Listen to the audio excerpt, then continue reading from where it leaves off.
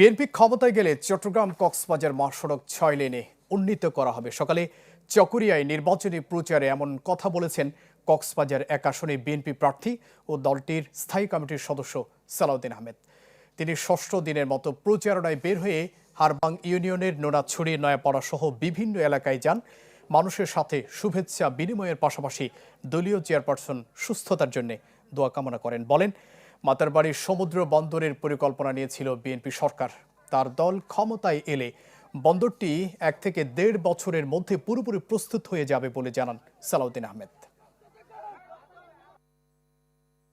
আগামীর বাংলাদেশের সরকার বিএনপির সরকার প্রতিষ্ঠা হবে। যদি আপনারা ধানের শীষে সমর্থন দেন, এদেশের মানুষ চায়।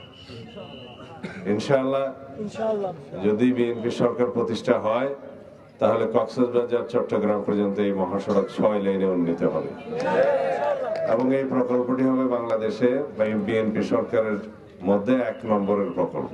নতুন এবং ফিরে আসা গ্রাহকদের জন্য নগদে চলছে ক্যাশব্যাক সহ প্রতিদিন হাজারো উপহার জেতার সুযোগ। হবে আশা আর ফেরা, সারপ্রাইজ সেরা।